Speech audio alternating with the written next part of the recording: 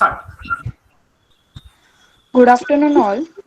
Today, we all are gathered here to inaugurate our new series, Web E-Talk, and also have an interactive session with our today's guest, Ms. Anuradha Saunke Pokarkar ma'am.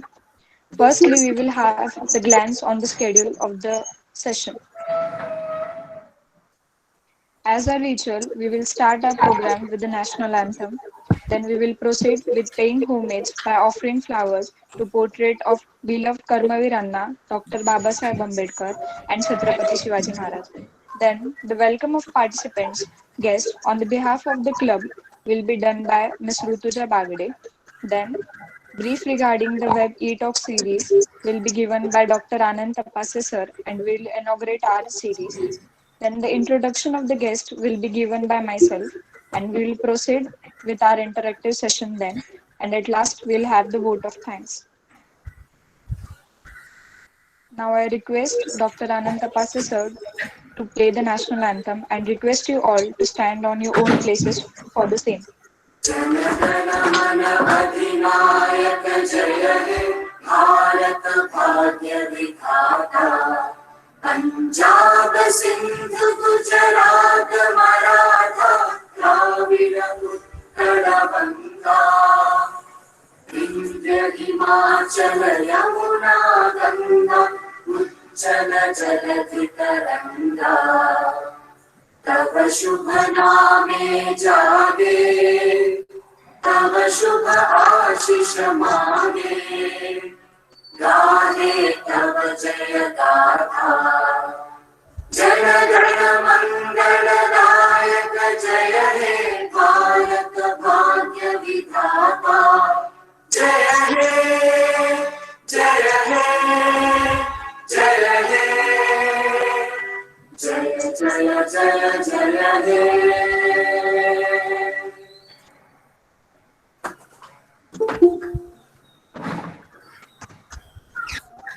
Now I request Dr. Anand Tapase sir to proceed with paying homage by offering flowers to portrait of beloved Karmavir Anna, Dr. Babasaheb Ambedkar and Chhatrapati Shivaji Maharaj.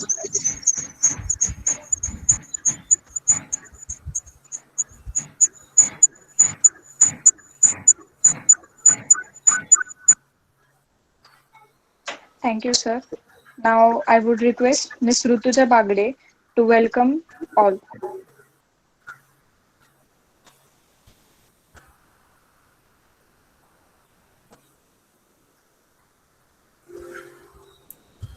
Thank you, Pratiksha. A very good afternoon to one and all. On the behalf of Civil Engineering Department and KVP SESA Personality and Skills Development Club, today I would like to welcome everyone, our HODs, Civil Engineering Department, faculty members, as well as our today's guest, Mrs. Anuradha Saunke Pokharkar ma'am.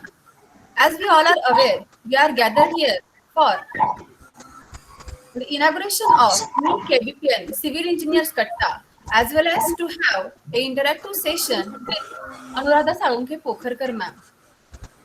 Now, I would like to request Dr. Tapase sir to give brief about the event. Thank you, Rutuja and Pratiksha. A very warm welcome to the platform of Rayat Shikshan Sanstha's Karmavir Bhaurav Patil College of Engineering, Satara.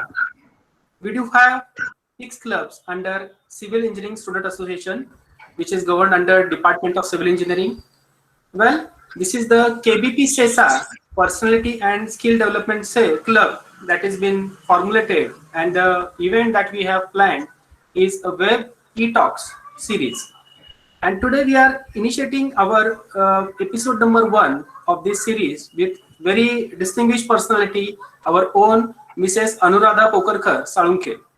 Well, she is one of the person that I personally know, and really she all the time needs to come forward to help the institute in whatever manner she can.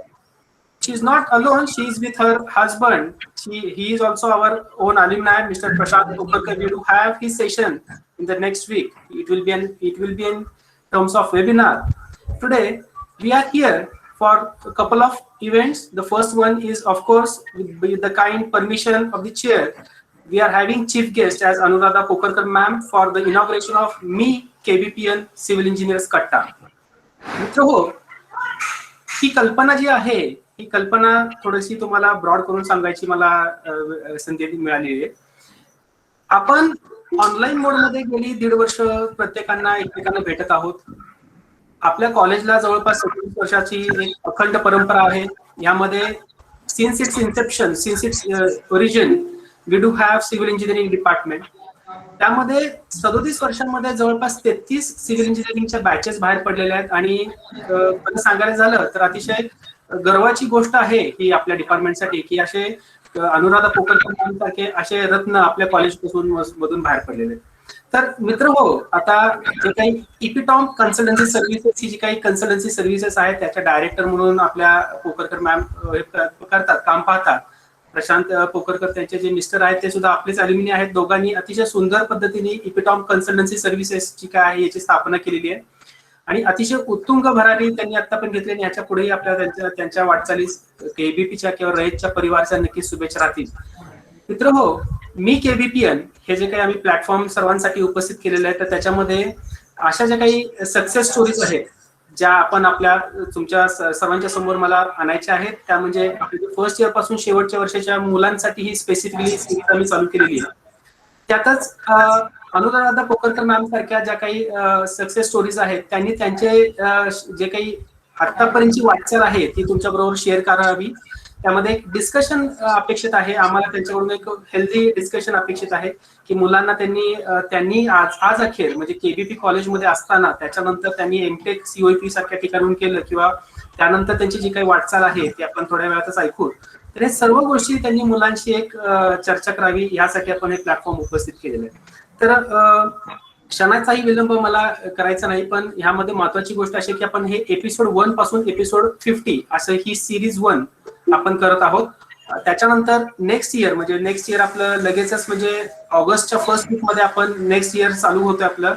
त्यामध्ये आपण episode 2 म्हणजे त्याची series 2 म्हणजे त्याच्यात 50 जण आणि त्याच्या पुढच्या वर्षी 50 जण असे आपण 150 जणांचं वेब ई टॉक्स घेणार आहे. त्याच्यामध्ये त्यांच्या सक्सेस स्टोरीज आपण ऐकून घेणार आहोत. तर मी केबीपीएन सिव्हिल इंजिनियर्स कट्टा ही एक आमची जी काही कल्पना आमच्या केबीपी सेसा पर्सनॅलिटी अँड स्किल डेव्हलपमेंट क्लबनी आणलेली आहे. तर नक्कीच मी ऋतुजाचं, प्रतीक्षाचं जे काही क्लबचे सेक्रेटरी आणि को सेक्रेटरी आहेत त्याच पद्धतीने आम्हाला नेहमीच मोटिवेशन मिळतं आमच्या head of the department Ajay Shelar सरांचं, सर्वच विभागातल्या सिनियर आणि ज्युनियर फॅकल्टीजचं, तर मुलांचं, शिक्षकांचं आणि त्यामध्येच आता आम्ही मागचे 2 महिने जे झाले ते आम्ही अल्युमिनी इंटरॅक्शनला थोडंसं जास्ती महत्व दिलेलं आहे. त्यामध्ये मॅडमला मला सांगायचं आनंद वाटतो की ही सिरीज मॅम आपण इनॉग्रेट करत आहात. आज आपला पहिला एपिसोड आहे.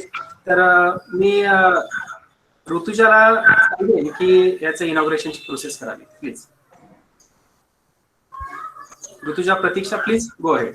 Yes, sir. Pratiksha, go ahead.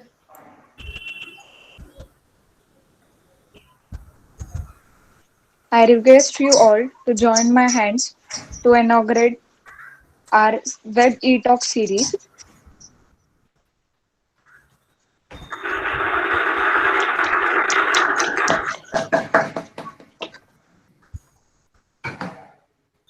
Thank you, everyone. Now I would like to introduce you all to Miss Anuradha Salunke Pokarkar ma'am. Ma'am has a wide 13 years professional experience and 3 years experience at Symbiosis Institute of Technology as an assistant professor in civil engineering department. Ma'am is working as a director of Epitome Consultancy Services at RITE. Ma'am has also worked on the project like compacting concrete at BTech level. Ma'am has also appeared for Scientist B interview for CMRS Delhi conducted by UPSC and got selected with 4th All India ranking in 2017. Successfully completed turnkey project from concept to completion for Rich India, a German company manufacturing coupling, and also started new venture of interior designing of office buildings and completed 5 projects till date. We are very glad today to have such personality like you, ma'am. Ma'am is also the second ranker in BE final year in college and second ranker in M10 and also got selected to the campus placement. We are very glad to have you, ma'am, today. Thank you, Pratiksha, and thank you, Anand, for your kind words. वेल ऋतुजा आणि प्रतीक्षा एक interaction करणं अपेक्षित आहे, त्यामुळे आपण तिन्ही लँग्वेजचा barrier न ठेवता be comfortable in all what ever language you want. Please go ahead. Ma'am सुरू करू आता please. Yes. Again, with a warm welcome of one and all. Today we have a very distinguished personality and our own alumni, Mrs. Anuradha Salunkhe Pokharkar ma'am, with us for having interaction. As we all are aware, we have inaugurated our Me KBPN Civil Engineers Katta for the platform to have interaction with our beloved alumni.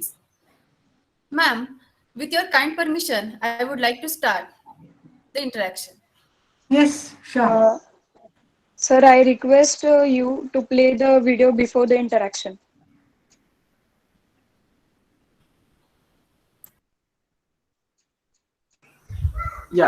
Pratiksha will play. Pratiksha present screen करा. Okay, sir.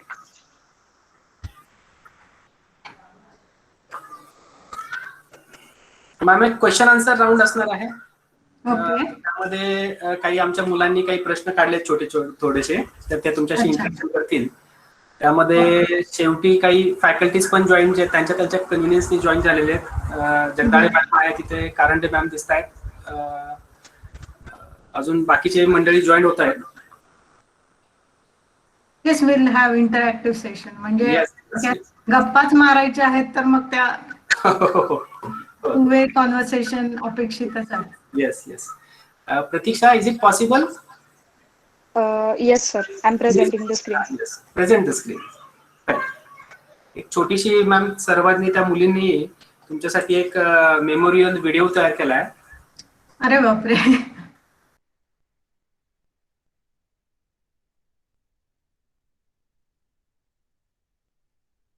Sir, is my screen visible? Yes, Yes, it is visible.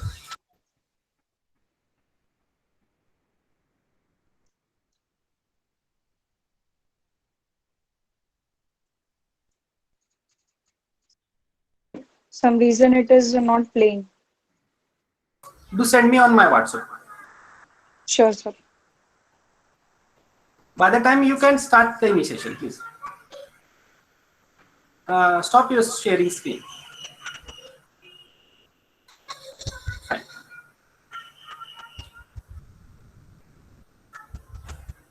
ठीक आहे ऋतुजा, तुम्ही question चालू करा please. मी हे करतो. Okay, sir. So I would like to start the session with the kind permission of our beloved ma'am. Ma'am, तुम्ही KBP मधून कोणत्या साली पास आउट झालात आणि त्यावेळेचा टीचर स्टाफ कोणता होता आणि त्याच वेळी तुम्ही एमटेक कुठून पूर्ण केलं?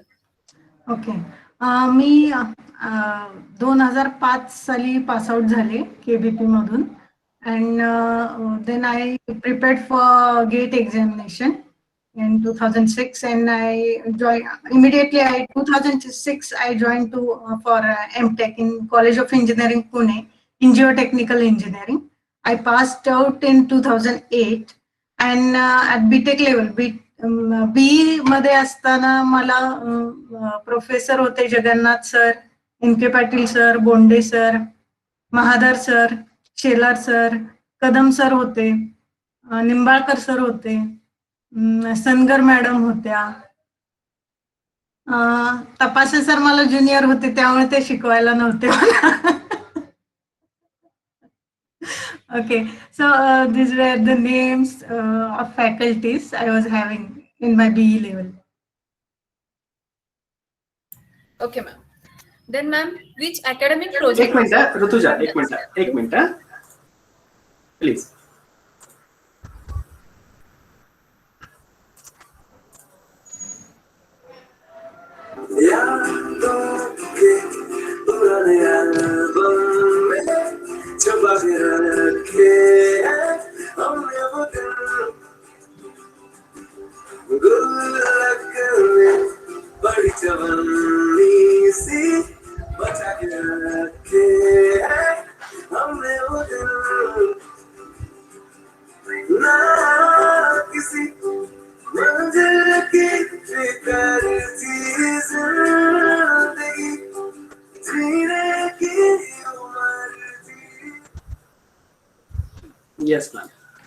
go ahead, Rituja. Thank you for the wonderful video.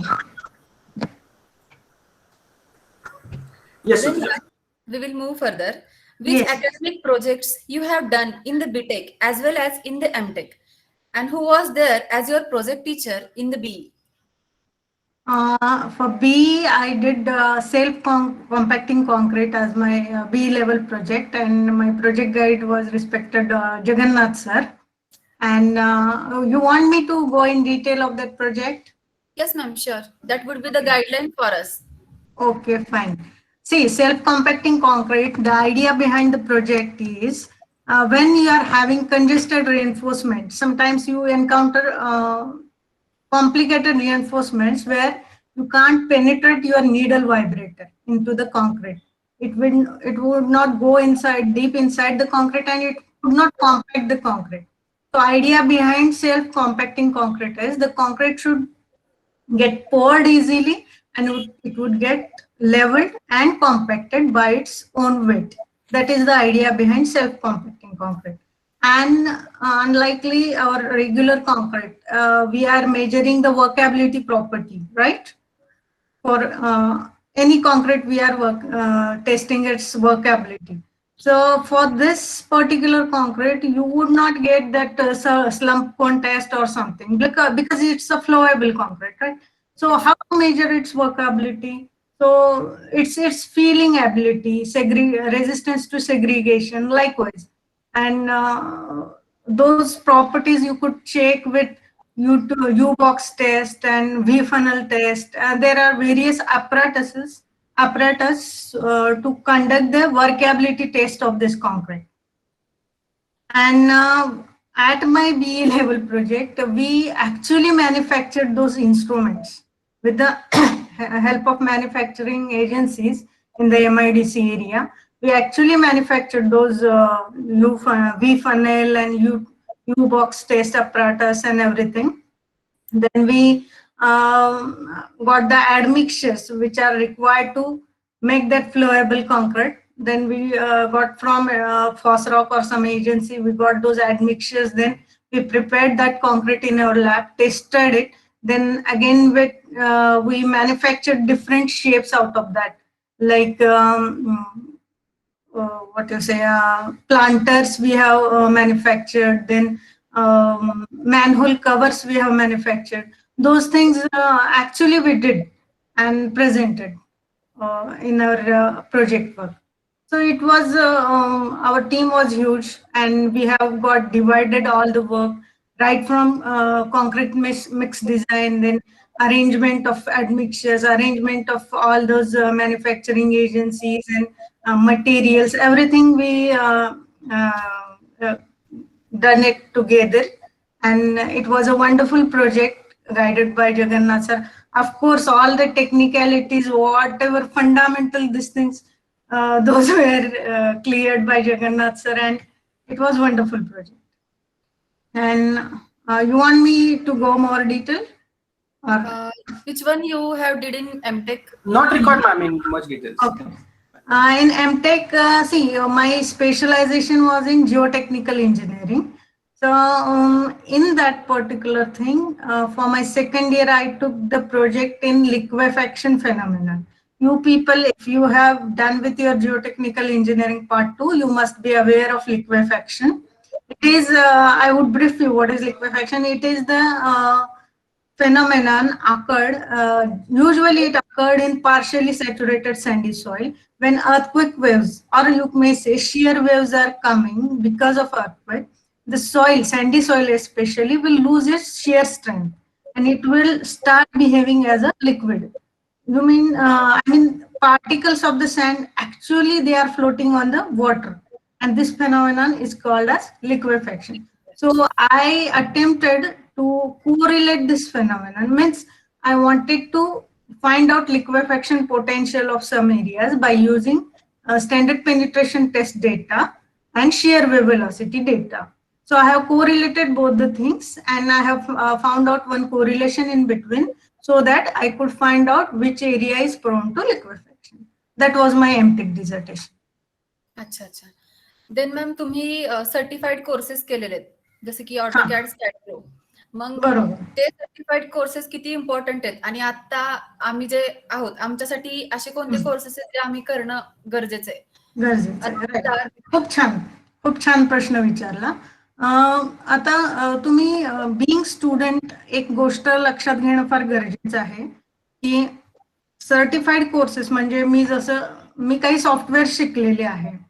आता मी अजून सुद्धा I am feeling I am as a student and I am learning something. So I have adopted for IGBC certification, everything I am doing.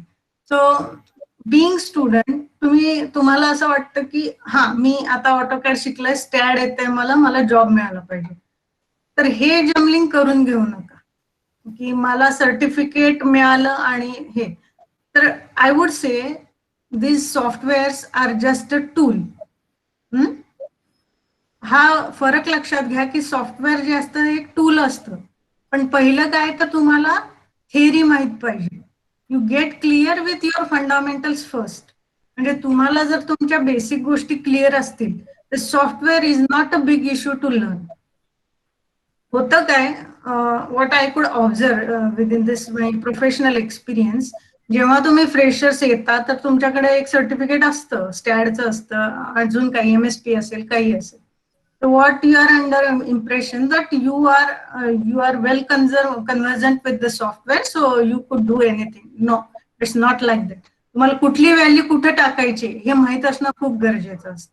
म्हणजे थोडक्यात जिओ टेक्निकलची काही software असतील तर five value किंवा सी व्हॅल्यू म्हणजे कोहेजन असेल, फ्रिक्शन असेल, तर ते कुठली व्हॅल्यू कुठे घालायची हे जर माहित नसेल तर आपण सॉफ्टवेअर शिकून तसाही काही उपयोग होत नाही. So you people need to remember whatever software I am learning is just a tool. म्हणजे आपण कॅल्क्युलेटर कसा वापरतो, अच्छा. काही गोष्ट आपल्याला फास्ट करण्यासाठी वापरतो, राईट. आपल्याला 1+2 हे आपण शाळेतच शिकलोय, आपण मल्टिप्लिकेशन शाळेतच शिकलोय, इंटिग्रेशन आपण 11वी-12वीला शिकलोय. But just to speed up the process we are learning the software. So you people need to remember, first I would clear with my fundamentals, then I would go for the softwares. Now just to tell you one thing, AutoCAD being a fundamental software, म्हणजे AutoCAD हे काही तुम्हाला फार काही values वगैरे कुठे टाकायच्या नाहीयेत AutoCAD मध्ये, पण हे सॉफ्टवेअर तुम्हाला आलं पाहिजे कारण कुठल्याही क्षेत्रात तुम्ही जाता तुम्हाला ड्रॉइंग काढता आलं पाहिजे, वाचता आलं पाहिजे, राईट. अच्छा. तर being after when I did my AutoCAD in I guess second year of my engineering, म्हणजे आपलं BPD किंवा तुम्ही BCD काय म्हणता, ड्रॉइंगचा जो सब्जेक्ट आहे, building planning and drawing or designing, whatever. So whenever you complete with that subject, you have to opt for AutoCAD. That's I would suggest to you people. Okay. Means fundamental AutoCAD software basic आहे, सगळ्यांना सगळ्यांना आलं पाहिजे. म्हणजे अगदी second इयरला जरी तुम्ही शिकलात तरी काही हरकत नाही. Once you are done with your planning and all, तुमचं काय म्हणा इंजिनिअरिंग ग्राफिक्स सब्जेक्ट झालेला असतो, प्लॅनिंगचा झालेला असतो, त्यानंतर तुम्ही शिकायला आणि हँड्स ऑन असायला हरकत नाही. ऑटोकॅड बिईंग बेसिक आणि बाकीचे जे हायर सॉफ्टवेअर आहेत, so first you learn the basic things, get your fundamentals clear and you can opt for the higher softwares. Okay. Thank you ma'am.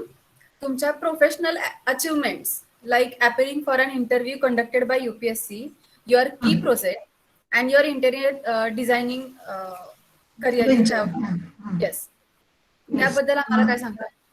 Professional achievements, professional achievement माझ्या आयुष्यात मी असं म्हणेन की त्या अचिव्हमेंट माझ्या आयुष्यात यामुळं आहेत की I always use to sharpen my knowledge usually. म्हणजे कसं आहे की मी आतापर्यंत मला वाटतं 9-10 इंटरव्ह्यू, कमीत कमी 9-10 इंटरव्ह्यू साठी अपियर झाले असेल माझ्या प्रोफेशनल लाईफ.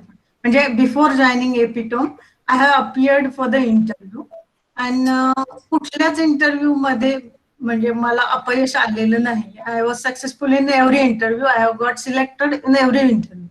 म्हणजे जो तो कॅम्पस इंटरव्ह्यू होते जेवढे 2 मी अपियर झाले, एक सॉफ्टवेअर इंडस्ट्रीसाठी आणि एक सिव्हिलसाठी, both I got selected. Then final before joining Epitome I appeared for Symbiosis, and then just to sharpen my knowledge I appeared for the UPSC interview.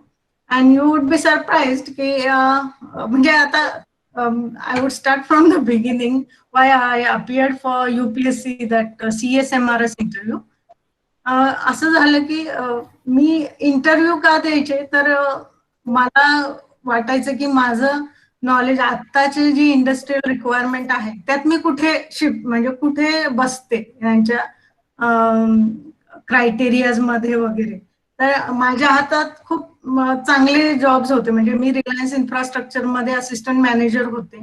Steel I was trying to appear for म्हणजे कुठेही काही असेल interview असेल किंवा काही असेल तर मी जायचे की बघूयात तरी आपलं नॉलेज आतापर्यंत कुठपर्यंत आहे हे चेक करण्यासाठी.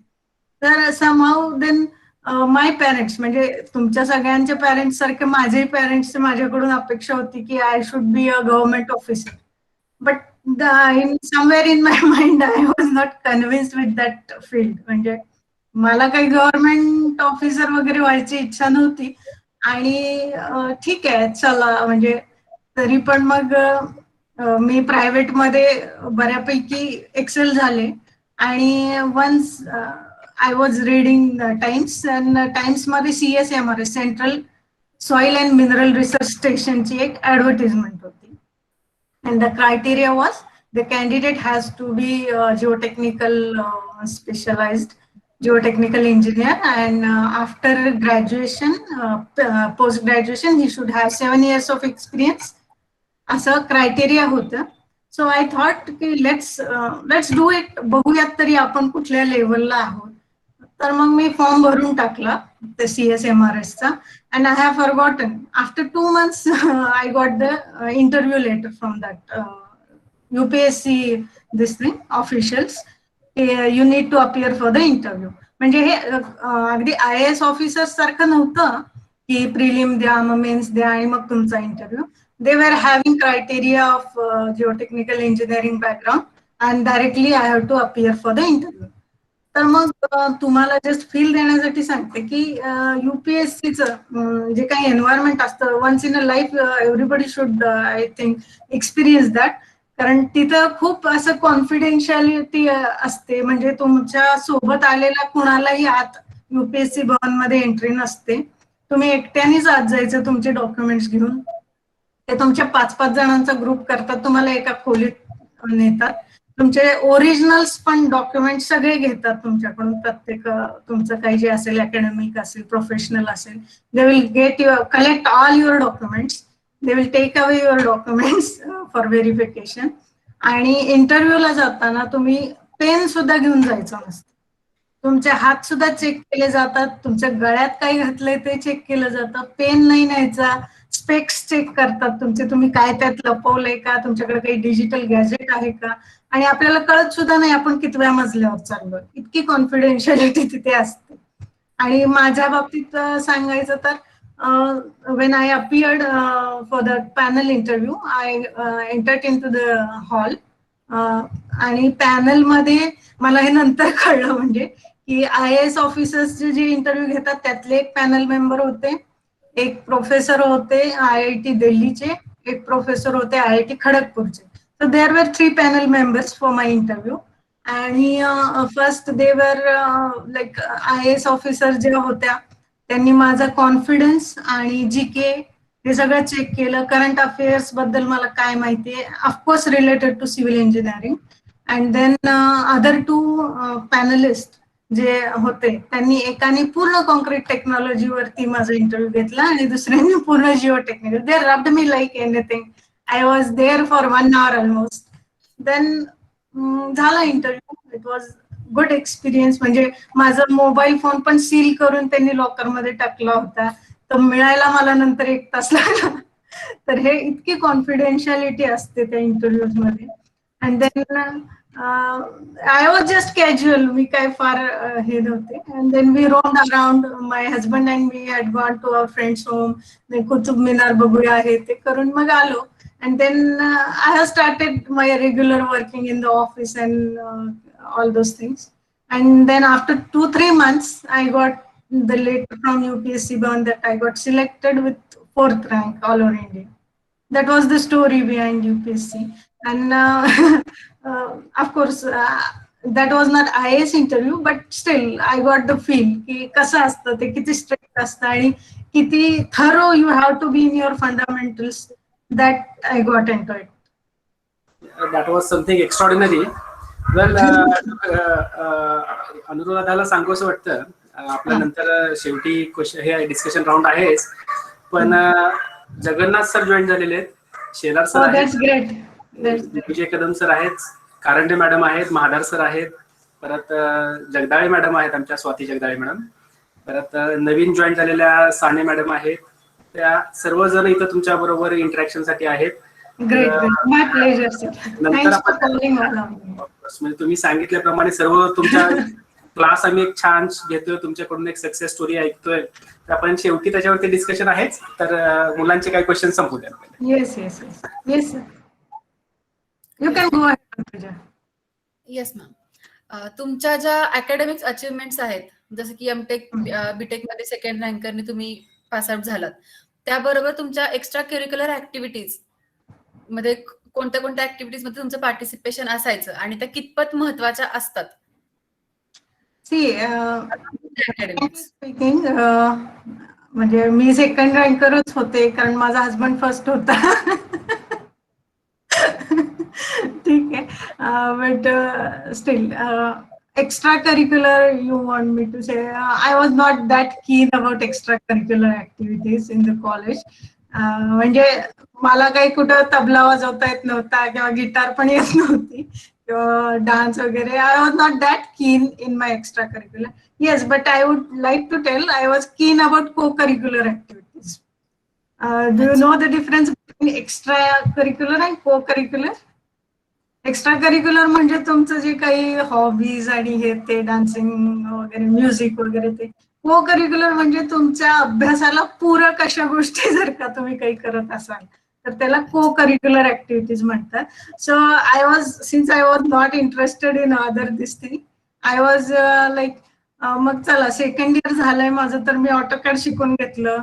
मग अजून काय, पप्पा माझे इरिगेशन डिपार्टमेंटला होते तर मग त्यांच्या डिपार्टमेंटला जाऊन मी अगदी डम्पी लेवलचा स्टाफ पण धरायचे, मग डम्पी लेवल पण ऑपरेट करायला शिकायचे. आणि हे असंच माझे उद्योग असायचे. म्हणजे मला काही फार फिरायलाही आवडायचं नाही, मूवी बघायला आवडायचे नाही. सो आय वॉज डुईंग को करिक्युलर ऍक्टिव्हिटीज लाईक, म्हणजे थर्ड इयर मध्ये, since I have already done with my AutoCAD and this thing. माझा भाऊ, he is well non builder in the Satara, mister Sagar Salunkhe. He just had started with his contracting firm. So I was helping him in giving AutoCAD drawings. मी एक छोटा stop पण केला होता. आपल्याला जी 15-20 दिवसांची सुट्टी असते ना, तर एक आर्किटेक्ट मॅडम होत्या साताऱ्यातल्या, तर घरी बसून काय करायचं, मग मी जाऊन त्यांना हेल्प आउट करायचे. तर त्यांनी मला काहीतरी जमाव 1000-1500 रुपये पगार दिला होता एक महिन्याचा. But I was happily doing that. I was fond of doing all these activities, so I was doing that. अच्छा, नाईस. मॅम, तुमच्या वेळेस कॉलेजमध्ये कोणते कोणते इव्हेंट्स वगैरे चालायचे? Events, सेलिब्रेशन असेल, event cultural that gathering, panorama, आणि I think in our batch only we have started with paper presentation competition and all. Those were the events. मग मॅम, तुम्ही युजी मधून जेव्हा पोस्ट ग्रॅज्युएशनला गेला तेव्हा तुम्हाला असं काही जाणवलं का की जे तुम्ही अंडर ग्रॅज्युएशन मध्ये शिकायला हवं होतं किंवा करायला हवं होतं? म्हणजे कोणती गोष्ट राहिल्यासारखी किंवा शिकायला यावी नवीन गोष्ट, असं काही? नाही असं वाटलं मला. I was prepared. नाही वाटत. ग्रेट. आता थोड्याशा गप्पा होतील आपल्या. तुम्ही ग्रुप सोबत कधी कॉमन ऑफ लेक्चर बंक करणं किंवा असं काही केलं असेल तर त्या आठवणी सुद्धा आम्हाला ऐकायला आवडतील. अगदी अगदी नक्कीच. त्या स्ट्रेंज आठवणी आहेत, पण माझ्या बाबतीत जे आहेत ते स्ट्रेंज आहेत. ऍक्च्युली काय झालं होतं, when we entered into second year of engineering, म्हणजे सेकंड इयरलाच तर खरं आपलं सिव्हिल इंजिनिअरिंग चालू होतं, राईट? तर मग असं झालं की जे बाहेरचे म्हणजे इतर जिल्ह्यांमधले जे आमच्या क्लासमेट्स होते, they wanted to go on a common off for Ganpati vacations. So they decided to bunk the lectures for 10 days. So I was not aware much की काय होऊ शकतं, त्याचे परिणाम काय असू शकतात हे काही मला माहित नव्हतं. आणि ओके चला ठीक आहे, असतं बाबा कॉलेजमध्ये असं काहीतरी, म्हणून मग I also went on off, common of. आणि 11व्या दिवशी आल्यानंतर आमच्या पॅरेंट्सना बोलवण्यात आलं एचओडीतर्फे की सगळ्यांनी आपापल्या पॅरेंट्सना घेऊन यायचं वगैरे. तर आता हे का आणायचं वगैरे, तर आपण कॉमन ऑफ घेतला होता आणि त्याच्याबद्दल काहीतरी पनिशमेंट असणारे असे थोडी कुणकुण तर लागलीच होती. मग ठीक आहे, मग मी पप्पांना सांगितलं असं असं बोलवलंय तुम्हाला, आणि मग बहुतेक बोंडे सरांना भेटायचं होतं, ते भेटले. आणि घरी आल्यानंतर मग माझा खूप सत्कार झाला की असं वागायचं नसतं, किंवा तू लोकलाईट आहेस, तू रोजच घरीच असतेस, तर मग तुला कॉलेज अटेंड करायला तशी काही म्हणजे हे बंक करण्याची गरज नाही, तर तू गेला पाहिजे होतस. आणि आयुष्यात मला कधी असलं म्हणजे ऐकायला मिळालं नव्हतं, तर ते आता हे असं कसं काय तू करू शकते वगैरे वगैरे, बरंच I listen to lot of thing. आणि मग थर्ड इयरला पुन्हा काहीतरी कॉमन ऑफ घ्यायचं ठरलं. So I was against of that की नाही नाही, आता मला काही ते परत हिस्ट्री रिपीट करायची नाहीये. तर मग असं झालं की मी एकटीच लेक्चरला जाऊन बसायचे. I was alone in the class. Lembe sir असतील तर त्यांना आठवत असेल की मी एकटीच त्यांचं लेक्चर अटेंड करायचे. आणि इवन एन के पाटील सरांचं एक प्रॅक्टिकल सेशन होतं, त्यालाही मी एकटीच होते. So everybody was furiated on me की ही काय मूर्ख मुलगी आहे की एवढ्या सगळ्यांच्या अगेन्स्ट जाऊन ही एकटीच वर्गात बसते. सो एव्हरीबडी, म्हणजे मी अशी बसली असेल आणि इकडे समोर तिरक्या दिशेला दार असेल, तर तिथे सगळे 5-6 जण जमा व्हायचे आणि उठ म्हणायचे, उठ वर्गात. But I was firm on my decision. आणि ते 10 दिवस मी पूर्ण एकटीने कॉलेज, 10 नाही ते 2-3च दिवस होते, कारण असं कोणीतरी काहीतरी करायला मॅडम, फर्स्ट रँकर बसत नव्हते का? नव्हते बसत. आणि इथे आहेत आपल्यामध्ये, प्रशांत सर आहेत इथे. आहेत त्यांना माहिती आहे, तेच मला म्हणायचे उठ. आहे मी आहे. आणि मग ते असं झालं की मग तो 10 दिवसाचा कॉमन ऑफ 2 दिवसातच सगळ्यांना वाइंड अप करावा लागला. And everybody then got in to the class. आणि नंतर फारसे काही संबंध छान राहिले नाहीत क्लासमध्ये. That was another story. That's तर असे काहीतरी मी थोडीशी वेगळी होते क्लासमध्ये. Now I would like to request Pratiksha. Would you like to ask something? Yes sure ma'am. तुम्हाला मला एक असा प्रश्न विचारायचा आहे की म्हणजे तुमच्या कॉलेज लाईफ मध्ये किंवा मग कॉलेजच्या पुढे तुमच्या लाईफ मध्ये असा कोणता इन्सिडेंट घडला का ज्याच्यामध्ये एक्सपेक्टेशनच्या वर काम केलं तुम्ही? म्हणजे तुम्ही एक्सपेक्टेड काय वेगळं केलं होतं आणि तुम्ही बियॉन्ड एक्सपेक्टेशन्स काम केलं, म्हणजे खूप चांगल्या पद्धतीने काम केलं, ते असं कधी झालंय का? हा, बऱ्याचदा झालंय तसं. म्हणजे when I do anything I would give my 100%. म्हणजे जेवढं शक्य आहे मला तेवढं त्या गोष्टीसाठी मी देते. And I don't expect much. But म्हणजे आता हे प्रत्येकच बाबतीत झालं असेल माझ्या, की मी एमटेकला ऍडमिशन घेतलं त्यावेळेस थोडंसं असं मनात होतं की हा ठीक आहे, मला हायर स्टडीज तर करायचंच आहे, स्पेशलायझेशन करायचं, बट स्टील असं झालं तर की मी एमटेक केल्यानंतर कमसे कम मी कुठेतरी प्रोफेसर म्हणून तरी मला, किंवा लेक्चरर म्हणून तरी I would secure my job. असं फार कमी छोटी अपेक्षा ठेवून मी असं काहीतरी, किंवा अजून म्हणजे काहीतरी कोणतरी मला हायर करेल असं करून मी एमटेकला ऍडमिशन घेतलं होतं. आणि लिटरली म्हणजे मला असं वाटतही नव्हतं की माझं कॅम्पस प्लेसमेंट होईल का किंवा काय, नॉट दॅट शुअर. म्हणून पहिली जी कंपनी येईल त्याला मी कॅम्पस प्लेसमेंटला बसून जाईल असं काहीतरी डोक्यात ठेवलं होतं. Then I appeared for Infosys interview. आणि I was crossing my fingers actually, कारण त्यांचं क्रायटेरिया म्हणजे त्यांचे जे रिटर्न टेस्ट वगैरे सगळं मी क्लिअर केलं होतं. Then I appeared for the interview also. आणि त्यांची ना शॉर्टलिस्ट ते लावतच नव्हते. आणि त्यांनी रात्री 11 वाजेपर्यंत आम्हाला कॉलेजमध्ये थांबवून घेतलं होतं त्यांच्या एचआरनी. आणि रात्री 11ला ती शेवटी लिस्ट लागली आणि I got selected in Infosys.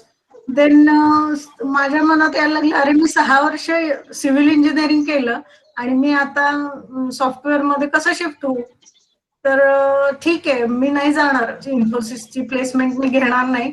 I would wait for some time. Then Reliance इन्फ्रास्ट्रक्चरचं प्लेसमेंट ड्राईव्ह होता आमच्या इथे. आणि आमचा जो प्लेसमेंट कोऑर्डिनेटर होता एमटेकचा, त्याने मला 8 वाजता फोन केला की अनुराधा आज ना रिलायन्स येते इंटरव्ह्यू साठी आणि तू क्रायटेरियात बसतेस थ्रू आउट फर्स्ट क्लासचं आणि काहीतरी आणखीन होतं क्रायटेरिया त्यांचं. तर you are fitted in their screening, so you are allowed to appear for the test. तर माझ्याकडे इस्त्रीचा ड्रेस नव्हता, काही नाही, तुमच्यासारखा ब्लेझर पण नव्हता माझ्याकडे. आणि मी तसंच उठले, पटापट आवरलं. 9:30ला इंटरव्ह्यू होता. गाडी काढली, मी कॉलेजमध्ये गेले आणि for my surprise I was not having calculator with me. I have forgotten my calculator also. आणि मग आम्हाला त्या टेक्निकल टेस्टला बसवलं त्यांनी. माझ्या मागे बीटेकचा मुलगा होता, त्याच्याकडून मी म्हंटल अरे माझ्याकडे कॅल्सी नाही. तर तो मला म्हटला तुम्हाला सम्स येत आहेत का सगळे. म्हंटल हो येत आहेत. मग घ्या माझा कॅल्सी. मग त्यानं मला कॅल्सी दिला. आणि मग I have gone through that written test. ते पण स्क्रीनिंग झालं, ग्रुप डिस्कशन होतं. मग ते आय गॉट सिलेक्टेड. म्हणजे माझी काही अपेक्षा नव्हती. आणि मग by God's grace I have got selected in Reliance infra also. आणि त्यानंतर मला आणखीन 2-3 ऑफर्स होत्या. आणखीन पीएचडीची आयआयटी रुडकी मधून एक ऑफर होती. But I join Reliance infrastructure. तर ती एक म्हणजे अबव एक्सपेक्टेशन्स मी केलं. त्यानंतर युपीएससीचं पण I was just brushing up my knowledge. तर ते करण्यासाठी गेले होते आणि I got selected.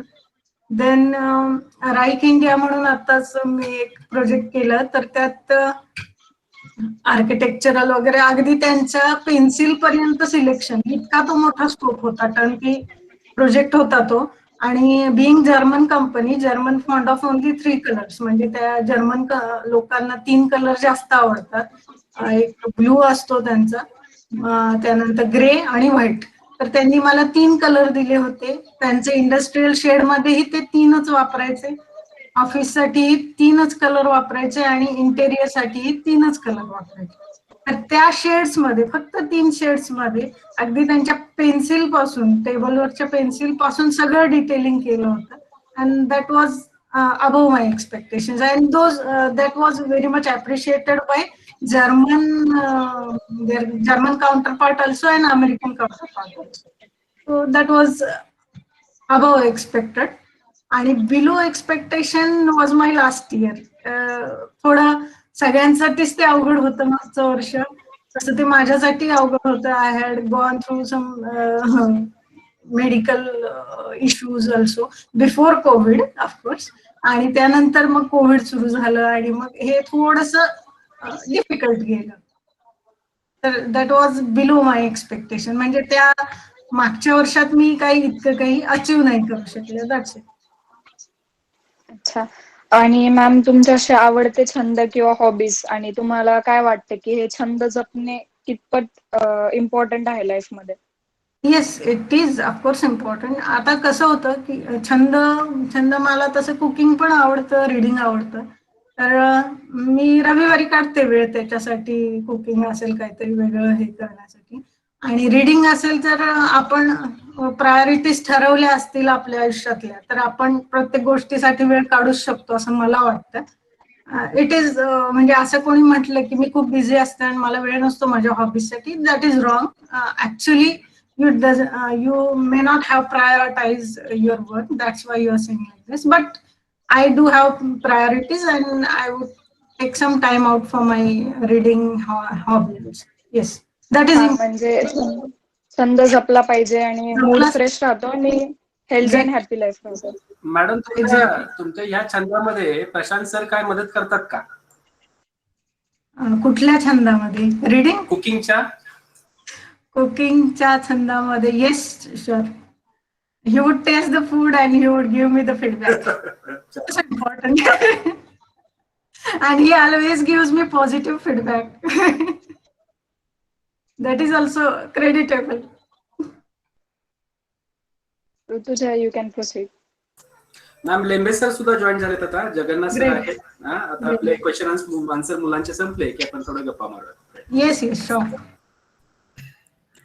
Ma'am, Karmaveer अण्णा आणि त्यांची शिकवण याबद्दलचे तुमचे विचार आम्हाला जाणून घ्यायला आवडतील. येस. आता खरं सांगायचं तर माझ्या बाबतीत मी 5वी पासून ग्रॅज्युएशन पर्यंत रयतच्या शाळेमध्ये शिकलेले, म्हणजे कॉलेज असेल, शाळा असेल.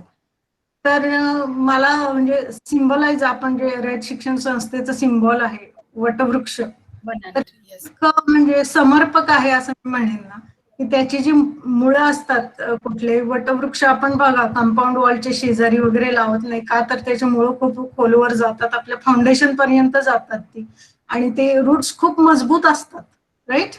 तर आपल्याही संस्थेचं ते सिम्बॉलिकल इतकं म्हणजे ग्रेट आहे की त्याची मुळं जी आहेत ती खोलवर रुजलेली, आणि ज्याची मुळं खोलवर रुजलेली असतात ती इमारत म्हणा किंवा ते झाड म्हणा, की ते खूप काय म्हणूया, कितीही संकट आली काही आलं तर ते रेजिस्ट करतं. आणि ही पाळमुळं म्हणजे काय माहितीये का, तर कर्मवीर अण्णांनी जिथं जिथं काम केलेलं आहे, जिथं जिथं त्यांच्या शाळा आहेत, तिथपर्यंत ही मुळं त्या वटवृक्षाची गेलेली आहे. आता गंमत म्हणजे मला तुम्हाला एक किस्सा सांगावासा वाटतो, आत्ताचाच आहे रिसेंट मधला, सप्टेंबर मधला. आमचं कुलदैवत आहे कडदे म्हणून, कडदे खंडोबा तिथं देव आहे. तर चास कमान धरण जे आहे भीमाशंकरच्या अलीकडे आहे ते, आणि बरीच रिमोट प्लेस आहे ती, आणि तिथं खंडोबाचं मंदिर आहे. तर काही कुळाचार करण्यासाठी आम्ही तिकडे सप्टेंबर महिन्यामध्ये गेलो होतो. तर येताना आम्हाला जेवण करायचं होतं, we are carrying our food. तर कुठे बसायचं म्हणून आम्ही रस्त्याने म्हणजे गाडीतून पाहत होतो की काही दिसतंय का, तर एक शाळा दिसली, खूप सुंदर शाळा होती, आणि वटवृक्षाचं सिम्बॉल दिसलं. तर मी म्हटलं ही रयतची शाळा आहे, किती छान आहे. आणि म्हणजे आम्ही तिथे मग जाऊन थोडं साफसूफ करून आम्ही जेवायला बसलो. अँड दॅट स्टक इन, म्हणजे आता माझ्या ते लक्षात आलं की इतक्या रिमोट प्लेसला जाऊन तिथं शाळा उभी करणं, it is so much creditable. आणि हे प्रत्येक ठिकाणी, म्हणजे महाराष्ट्रात आपण जिथं नॉर्मल शिक्षण सम्राट आपण ज्यांना आता म्हणतो ना, ते कुणीही पोहोचलेले नाहीत, पण कर्मवीरांना पोहोचलेले, म्हणजे रयत शिक्षण संस्था पोहोचलेली आहे, आणि दॅट इज सो क्रेडिटेबल. आणि अशा शिक्षण संस्थेत काम करणारी माणसं पण तेवढीच ध्येयवेडी असतात असं मला वाटतं. म्हणजे आपले आनंद सर की ते वटवृक्षाचं 100 वटवृक्ष, 1000, I don't remember exactly, but he decided to plant so many trees and everything. तर आपण हे लक्षात घेतलं पाहिजे की आपण पण त्या संस्थेचा एक भाग आहोत, आणि हे जे डीप रूटेड वर्क आपल्या संस्थेमध्ये झालेलं आहे, तर आपण त्याचा एक भाग आहोत, आणि आपण पण त्याला हेल्प आउट केलं पाहिजे. So I am fortunate to learn in such a organization. Thank you ma'am. आता मॅम, आज केबीपी आहे म्हणून आम्ही आहोत, पण जर केबीपी नसतं तर साताऱ्याच्या शिक्षण संस्था शिक्षण प्रणालीमध्ये काय बदल असता, आणि आज जी भरभक्कम शिक्षण संस्था केबीपी कॉलेज सातारमध्ये आहे ते नसतं तर साताराची शिक्षण प्रणाली काय असते, म्हणजे विदाउट केबीपी.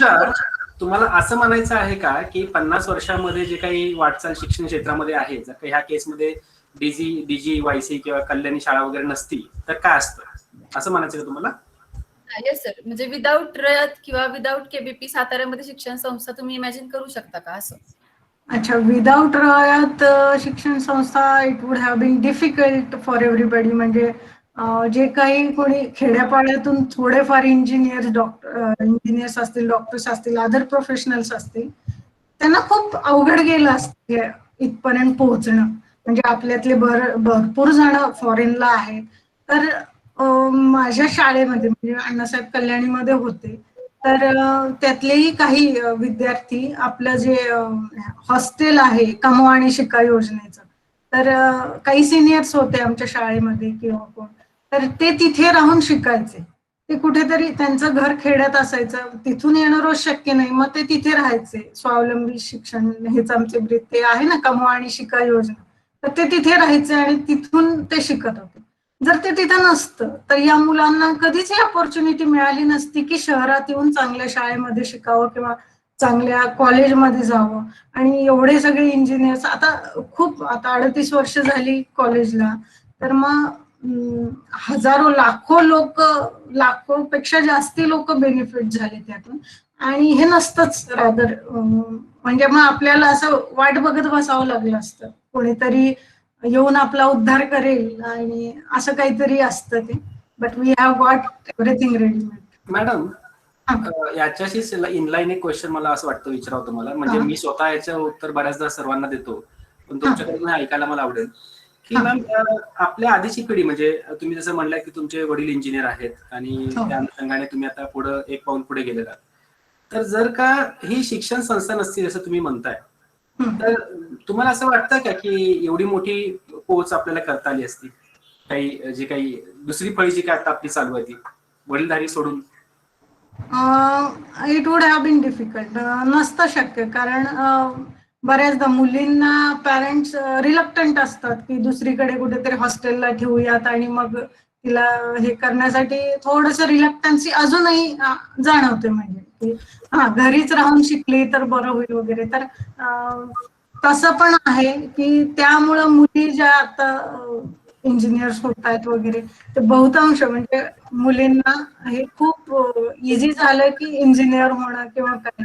तर पुण्याला जाऊन, मुंबईला जाऊन करणं हे थोडं मला वाटतं की डिफिकल्ट राहिलं असतं. मॅडम, हे जे काही पुण्या मुंबईमध्ये जे काही आपण म्हणतो की एकदम खूप छान असं स्पार्टकची टाईल्स आहेत, एसी लावलेला आहे, मोठ्या मोठ्या चकाचून बिल्डिंग्स आहेत, आणि आपण एका बाजूला आपले जे काही वटवृक्ष आहे याच्या पायामुळे जे काही एकदम खूप स्ट्रॉंग आहेत गेली 30-35 वर्षाची, तर तुम्हाला असं वाटतं का की त्याचा काही इम्पॅक्ट आहे आता आपल्याकडे जो काही? How you perceive the things, म्हणजे मी जसं मगापासून सांगते मुलांना की गेट युअर फंडामेंटल्स क्लिअर. म्हणजे this AC rooms and spartan styles and everything will not have any impact on your technical knowledge. म्हणजे ठीक आहे, तो कम्फर्ट आहे, that is only external comfort, पण डोक्यात काय जातंय किंवा तुमचे फंडामेंटल्स तेवढे क्लिअर आहेत का, that is the main thing when you are pursuing your engineering और एनी टेक्निकल थिंग. तर नुसतं चकाचौंध असून मला नाही वाटत की त्याचा काही इम्पॅक्ट होतो. तुमच्या लॅब्स किती चांगले आहेत, तुमची मुलं लॅबमध्ये जाऊन किती हात खराब करून घेतात, आणि म्हणजे how you are well equipped with your labs, how your faculty is teaching all the fundamentals, तुमचं लायब्ररी किती समृद्ध आहे ह्याच्यावर तुमच्या कॉलेजचं रँकिंग ठरतं. All other technical all other extra polished things, I would say, those may not be adding any value to the technical skills. Yes, Rutuja. Yes ma'am. आता आपल्या सिव्हिल डिपार्टमेंटच्या पुढील वाटचालीसाठी तुम्ही काय म्हणू इच्छिता आणि आम्हा विद्यार्थ्यांना काय संदेश देऊ इच्छिता? मॅम, एक मिनिट, तुम्ही तुमच्या कन्क्लुडिंग स्टेजला आलात का ऋतुजा? Yes sir. हा, तर मॅम आता मला हे तुमची एक बाईट अपेक्षित आहे 1-2 मिनिटाची, त्याच्यानंतर आपण फॅकल्टीज बरोबर किंवा सर्व जे काही विद्यार्थी त्याच्याबरोबर डिस्कशन करूया. तर 1-2 मिनिटाची आपली बाईट अपेक्षित आहे ma'am. For KBP College of Engineering, particularly for Civil Engineering Department, actually they are very good at their technical knowledge, their labs and everything. They are very good at it, and I would rather say I would congratulate all of you students that you have made the right decision to get into the civil engineering, that too in KBP College of Engineering, because you will get whatever knowledge you needed for your growth of your career, as well as you be all around for your all around development. I would say this is the best college, and even for aspirants, for engineering aspirants, I would say you make the choice of KBP College of Engineering, as well as for civil engineering in particular, because civil engineering is such a subject, you are having an ocean of opportunities. So you people are also fortunate, and for the aspirants also, I would suggest to be into the civil engineering. So I wish all the best to everybody. Thank you ma'am.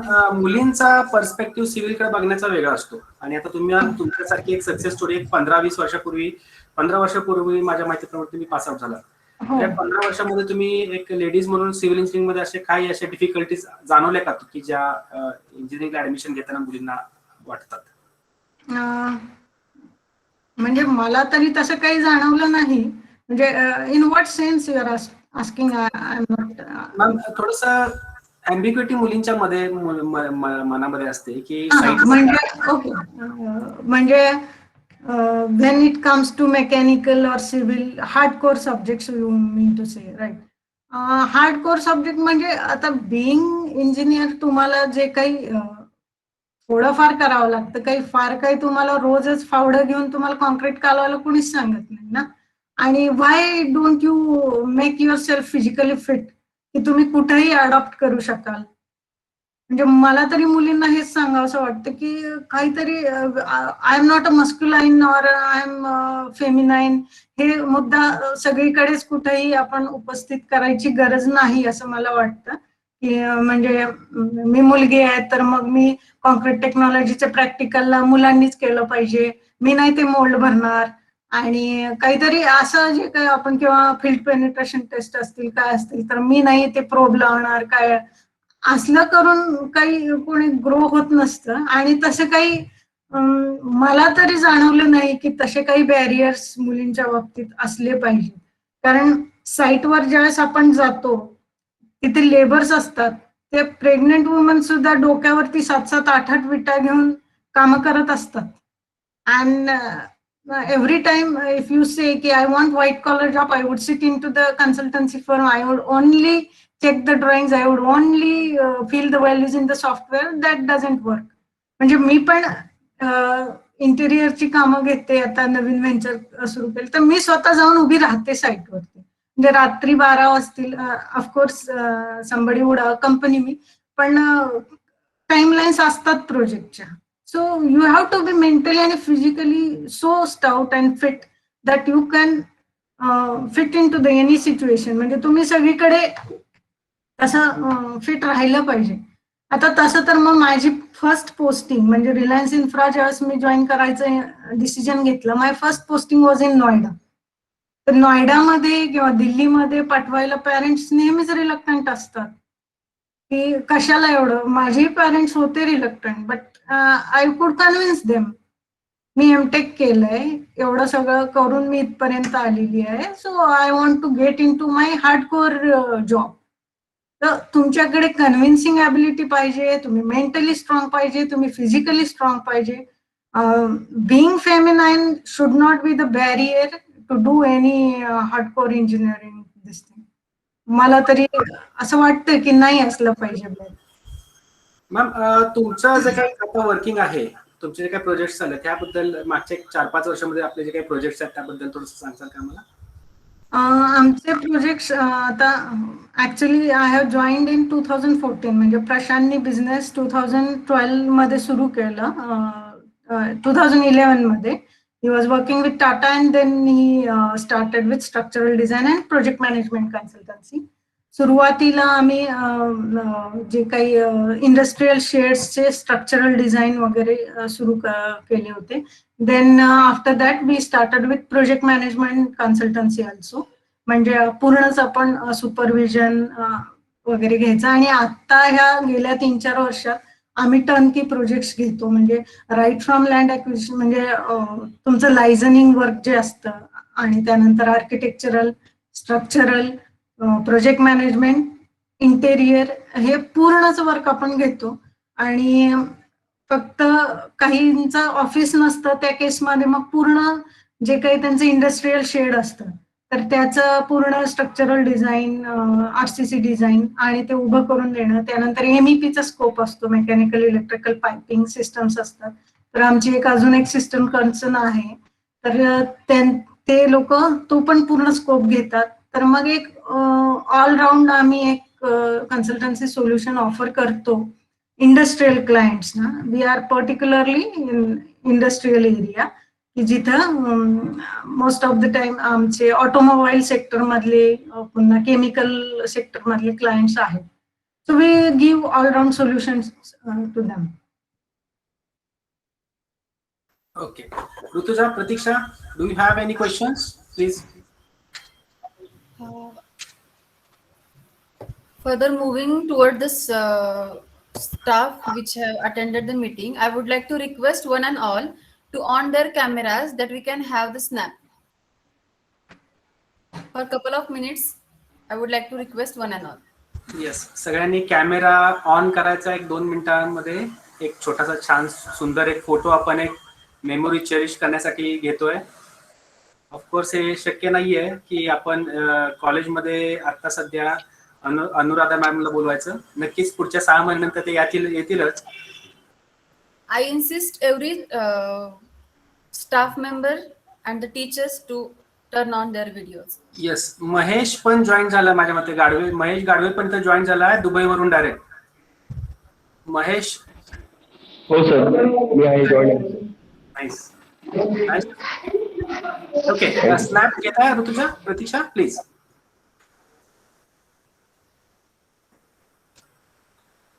Just a couple of minutes. Yes, do take your time.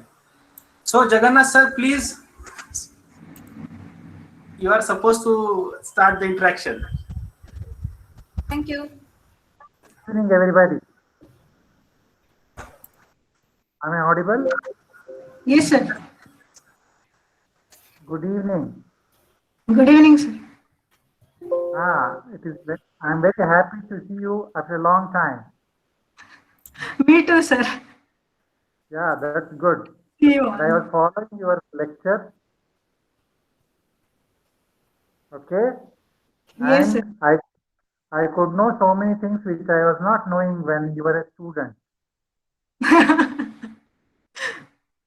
Actually, I wanted to say something about all of you faculties. Anand, can I, Jagannath sir, with your kind permission, shall I interrupt? Yes, please go. Please बोला ना. काय An open for. Actually मला सर्व आपले म्हणजे माझ्या वेळी जे काही फॅकल्टी होते, प्रोफेसर्स होते, त्यांच्याबद्दल थोडं सांगायचं होतं. I wanted to actually express my gratitude towards them. मी सेकंड इयरला म्हणजे आम्ही होतो आणि पहिल्यांदा सर्वेइंगचे लेक्चर्स असायचे, ऑफकोर्स जगन्नाथ सरांचे असायचे. आणि तुम्ही म्हणजे बऱ्याचदा सगळे लोक असं अशा इंटरव्ह्यूज मध्ये विचारतात की तुमचे फेवरेट सर कोणते, असं वगैरे. तर मला एक सांगायचंय की आपले म्हणजे माझ्या जे काही माझे फॅकल्टीज होते, everybody has unique qualities in them. म्हणजे प्रत्येकाचा काही ना काही गुण वाखाणण्याजोगा होता. तर आता मी जगन्नाथ सरांपासून सुरुवात करते की त्यांचं फर्स्ट लेक्चर होतं आणि फर्स्ट नसेल, दुसरं तिसरं असेल, आणि सरांनी ना हॉरायझन ही कन्सेप्ट आम्हाला ते शिकवत होते सर्वेइंग मध्ये. आणि सरांनी ना मध्येच, आता मी तसं माझं शिक्षण मराठी मीडियम मधून झालं होतं आणि मला तो शब्द पटकन कळतच होता हॉरायझन. आणि सरांनी सडनली सांगितलं हॉरायझन म्हणजे क्षितिज, आणि तुम्ही पोएटिक लँग्वेज मध्ये मराठीत त्याला दिगंतर असं म्हणता. आय वॉज स्टंड की सरांचं मराठीवर एवढं प्रभुत्व आहे की म्हणजे आता सुद्धा तुमचं एवढं मराठी येत नाही, पुणेरी मराठी. पण सर त्यावेळेस तुमची वरची कमांड बघून तेव्हापासून मला असं वाटलं की नाही, I have to read some literature in Marathi, की माझं पण वोकॅब्युलरी इतकी मराठीतली चांगली नाही जरी मी मराठीत शिकले असले. तर म्हणजे नॉट ओनली दॅट की ही वॉज व्हेरी कीन अबाउट द फंडामेंटल्स. आणि प्रत्येक गोष्टीत म्हणजे सरांचं जे काही पर्टिक्युलरनेस असायचं ना, तर तो त्यावेळेपासून डोक्यात होता. आणि त्याच जोरावरती म्हणजे जे काही मी मगासपासून म्हणते की वी आर डीप रुटेड, तर हे अशा लोकांमुळे आपण रयत शिक्षण संस्था जी डीप रुटेड आहे ना, ही अशा लोकांमुळे. आणि म्हणजे हे जगन्नाथ सरांबद्दल झालं, पुन्हा बोंडे सर असतील, की माझं काहीतरी काही विषयात कमी मार्क्स आले होते सेकंड इयरला वगैरे, तर मी खूपच नाराज झाले होते आणि सरांच्या ते लक्षात आलं. ते मला म्हटले की तू काय तुला टेन्शन आलंय का कसलं. तर मला ही सवय होती की मी सरांशी जाऊन इंटरॅक्ट करायचे. आत्ताच्या मुलांना बहुतेक ती सवय नाहीये. तर मी गेले सरांना म्हटलं हो सर मला काही कमी मार्क्स आलेत वगैरे. तर सरांनी मला मस्तपैकी एक टाइम टेबल छोटस बनवून दिलं लगेच, की तू ह्या विषयाला एवढा वेळ दिला पाहिजे, त्या विषयाला तेवढा वेळ दिला पाहिजे. आणि I was very much glad की सरांनी आपल्याला वेळ देऊन इतकं छान हे करून दिलं.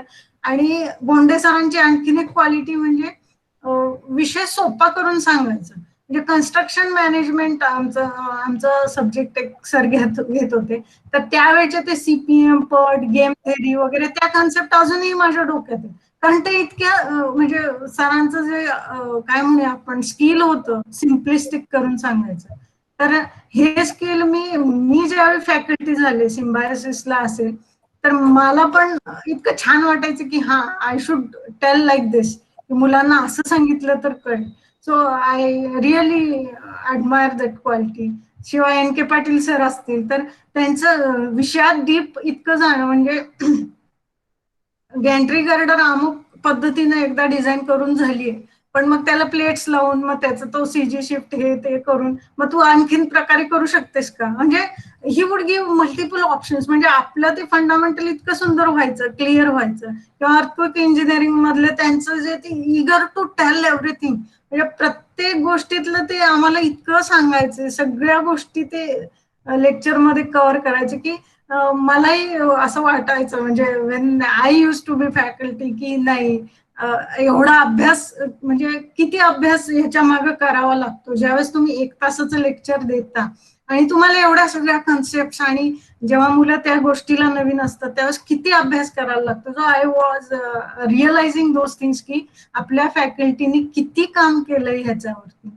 आणि सगळ्यात आणखीन एक गोष्ट आठवते म्हणजे कदम सर, म्हणजे मला त्यांची खूप आज आठवण येते. कारण जिओ टेक्निकल इंजिनियर मला साईटवरती बऱ्याचदा तो रॉक ओळखावा लागतो. Excuse me. तर त्यावेळी सरांचं कलेक्शन इतकं होतं ते सगळ्या पद्धतीचे रॉक्स स्टोन्स वगैरे, की सर आम्हाला अगदी जसे बायोलॉजीचे स्पेसिमन ओळखायचे असतात ना 11वी-12वी, तसं सर प्रत्येक स्पेसिमन मांडायचे आणि त्याची थरो माहिती द्यायची. म्हणजे आज सुद्धा मला फार काही अवघड जात नाही कुठला लॅटराईट आहे, कुठला शेल आहे, कुठला बेसॉल्ट आहे, हे सगळं मला त्या सरांमुळेच म्हणजे आज इतकं कॉन्फिडेंटली मला ते फील्डवरती ओळखता येतं. आणि सरांनी आम्हाला ते एज्युकेशनल टूरला नेलं होतं कणकवलीला, डाईक्स कसे असतात वगैरे. म्हणजे विषयावरती प्रेम करणारा एखादा माणूस असतो ना की त्याला खूप काही त्यात करायचं असतं आणि ते महत्वाचं म्हणजे मुलांपर्यंत पोहोचवायचं असतं. ती तळमळ ती मी कदम सरांमध्ये खूप पाहिली होती. आणि I am very much grateful to him, म्हणजे मला आज त्यांची खूप आठवण येते. अँड ओव्हरऑल दिस थिंग म्हणजे बाकी तर खूपच क्रेडिटेबल, बाकी सरांचं पण खूपच क्रेडिट्स आहेतच आमच्या प्रत्येक वाटचालीत. जसं शेलार सर आहेत, सनगर मॅडम आहेत, महादार सरांनी पण आमचं ऑप्टिमायझेशन टेक्निक सब्जेक्ट घेतला होता. I was highest in that subject. I got something around 88 out of 100 वगैरे त्यात मिळाले होते मला. आणि I was very happy to score in बी.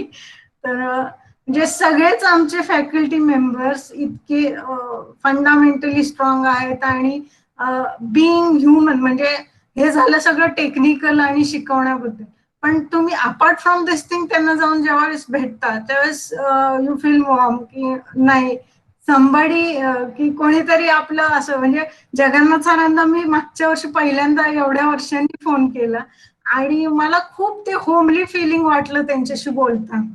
पुन्हा कॅम्पस प्लेसमेंटला आलो होतो त्यावेळेस आम्ही एन के पाटील सरांबरोबर लंचला गेलो, तर ते पण तो जो काही म्हणजे होमली फिलिंग असतं.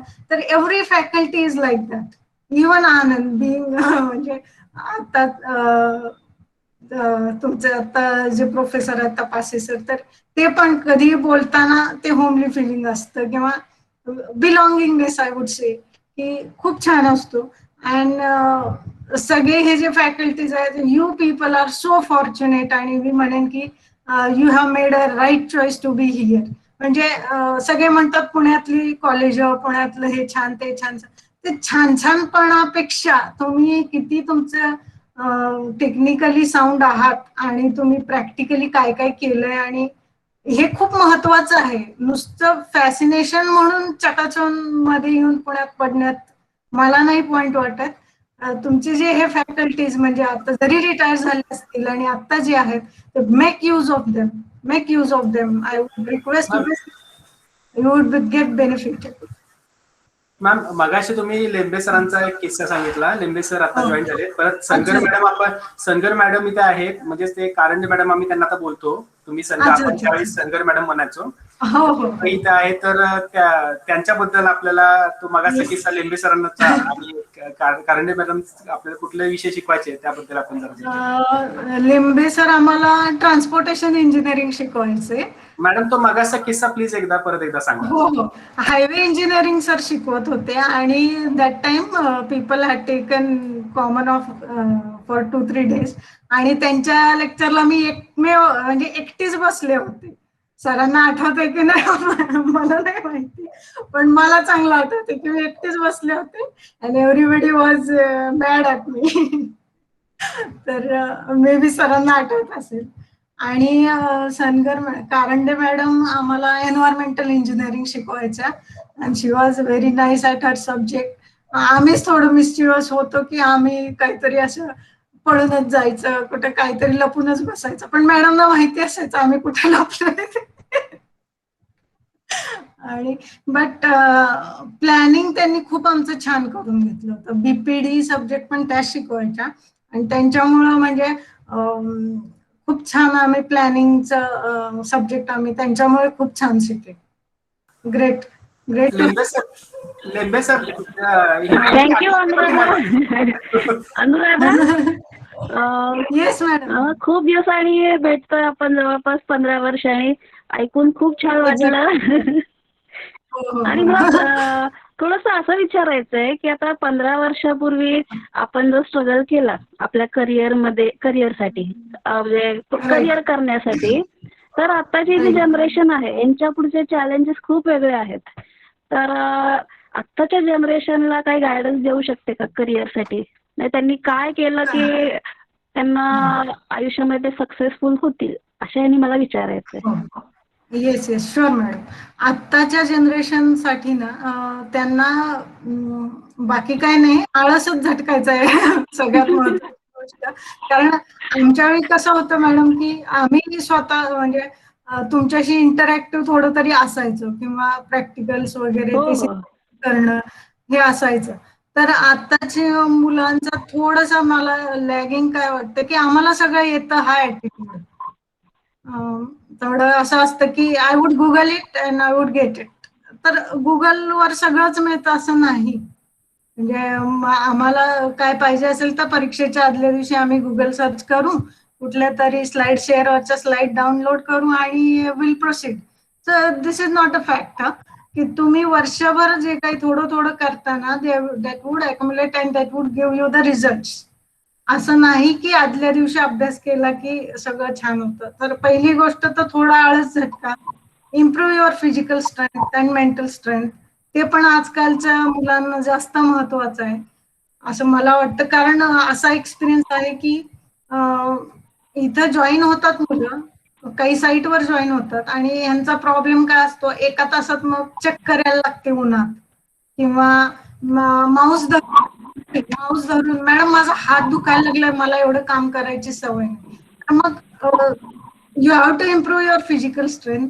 त्यानंतर नॉलेज म्हणाल तर फंडामेंटल्स क्लिअर पाहिजेत तुमचे, आणि त्यानंतर तुम्ही सॉफ्टवेअर्सच्या मागे लागा, की म्हणजे सॉफ्टवेअर जे काही तुम्हाला शिकायचं ते वेल इक्विप्ड राहा. म्हणजे मे बी सॉफ्ट स्किल असतील, तुमचे टेक्निकल स्किल्स असतील, वेल इक्विप्ड राहा. म्हणजे 3rd इयर मध्येच तुम्ही इतकं प्रिपेअर्ड असलं पाहिजे की कॅम्पस प्लेसमेंटला आता जर म्हटलं की 10 मिनिटांनी कंपनी येते, तर you have to be prepared की तुम्ही तुमचं काय जे पोर्टफोलिओ असेल, तुमचे प्रोजेक्ट रिपोर्ट्स असतील, सेमिनार रिपोर्ट्स असतील, तुम्ही प्रिपेअर्ड पाहिजे. आता असं दिसतं की ही मुलं थोडीशी पर्टिक्युलर नाहीत त्या बाबतीत. तुम्हाला ऐनवेळी गडबड होते तुमची, तर यू बी पर्टिक्युलर. आणि तुमच्या समोरचे चॅलेंजेस म्हणजे आता असं आहे की हे कोविडची जी सिच्युएशन झाली, त्यामुळे तुम्ही थोडेसे प्रॅक्टिकल काही केलेले नाहीत किंवा कमी केले. Rather I would say project work जे आहे ते तुमचं खूपच असं थेरी तुम्ही केली आहे. किंवा मी तर काही कॉलेजेसचं असं ऐकलं की त्यांनी प्रोजेक्ट रिपोर्ट्स डाउनलोड केलेत, कॉपी पेस्ट केलेत आणि स्वतः काही फारसं वर्क न करता त्यांनी असंच हे केलं.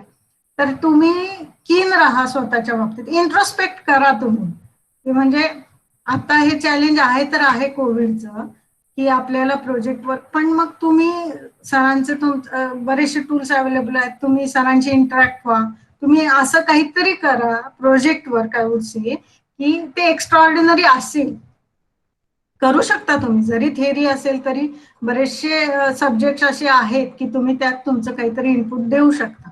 दुसरी गोष्ट, अजूनही कन्स्ट्रक्शन साइट्स चालू आहेत, जरी पॅन्डेमिक असलं तरी कन्स्ट्रक्शन साइट्स चालू आहेत. किती जण तुमच्यातले 4-5 तरी लोकांनी कधी असा विचार केला का की मी जातो आणि इंटर्नशिप करतो फ्री ऑफ कॉस्ट? कोणीच नाही असा विचार करत. म्हणजे लोक तयार आहेत, कन्स्ट्रक्शन इंडस्ट्री मधलेही तयार आहेत, कन्सल्टन्सी मधले तयार आहेत की तुम्ही या आणि शिका. They will offer you internship, but nobody is ready. का बरं? यू हॅव टू, म्हणजे ह्या पिढीला मला एकच सांगायला लागले, you become out of your comfort zone. ते साताऱ्यातच राहीन, शेजारीच जॉब मिळाला तर करेन आणि मग मला घरूनच काम करायचंय आणि हे सगळं थोडंसं ठेवा बाजूला.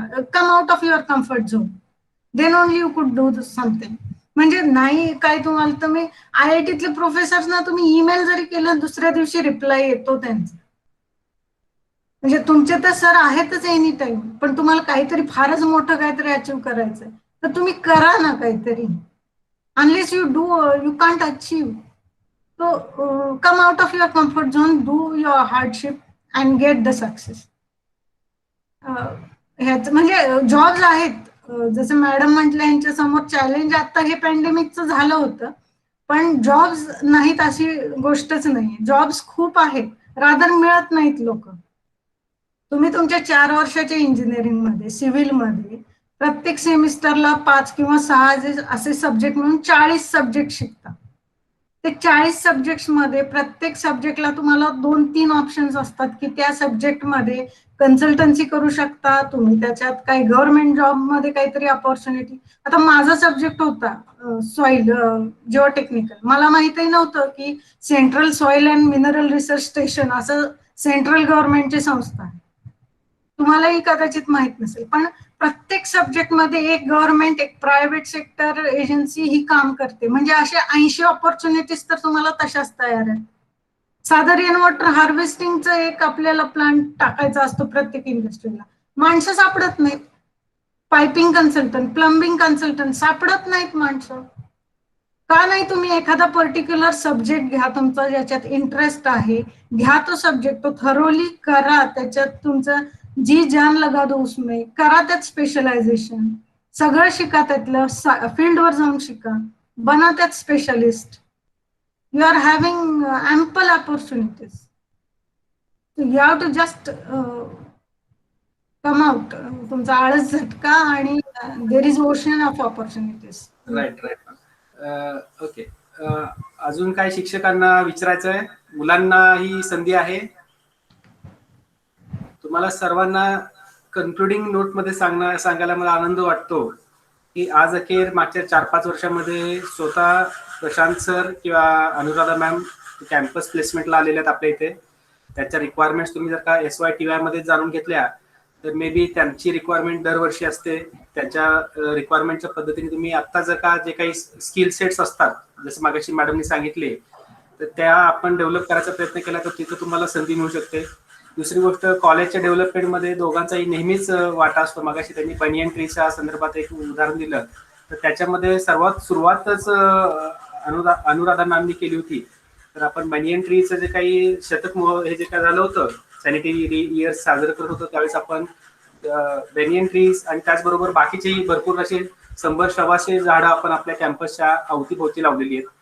तर मित्र हो, एक अशी व्यक्तिमत्व आज आपल्यामध्ये आलेलं आहे की ज्याच्यामध्ये एक 15 वर्षापूर्वी केबीपी कॉलेजमधून बाहेर पडलेले आहे, 2 वर्ष सीओईपी मध्ये एमटेक केलेले आहे आणि महत्वाचं म्हणजे लेडीज असून देखील फील्डवरती बेधडक त्यांनी काम आता सध्या चालू आहे.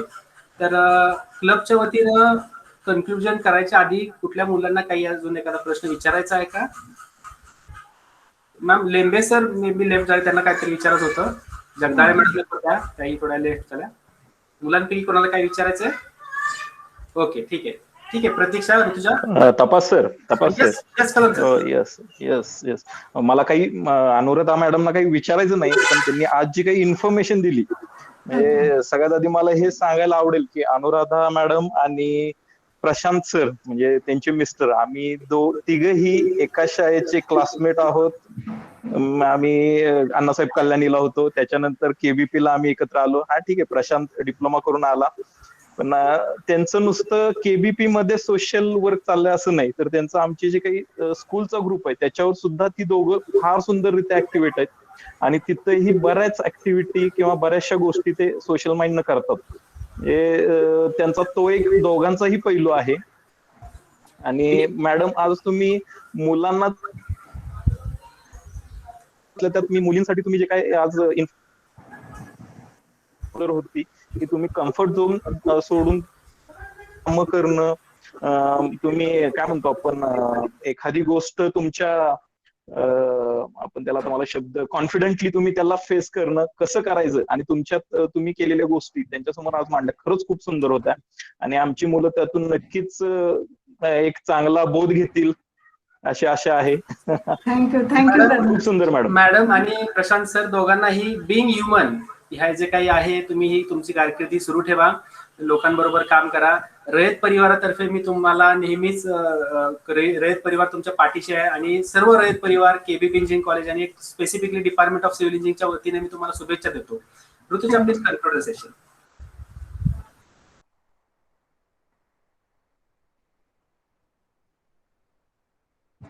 I will proceed sir. मी अनुराधा मॅमचे आभार मानते. त्यांनी वेळात वेळ काढून आपल्याशी संवाद साधला. त्यांनी त्यांचं कॉलेज लाईफ आणि प्रोफेशनल लाईफ दोन्ही मधले छानसे इन्सिडेंट आपल्यासोबत शेअर केले. आम्हा मुलांना छान गाईडलाईन सुद्धा दिल्या आणि बऱ्याच गोष्टी त्यांनी आपल्याशी म्हणजे शिक्षकांबाबत झालेले सगळे गोष्टी आपल्याशी शेअर केल्या. मी त्यांचे परत एकदा क्लबच्या वतीने, संस्थेच्या वतीने आणि कॉलेजच्या वतीने आभार मानते. I also extend my thanks to HOD of our civil department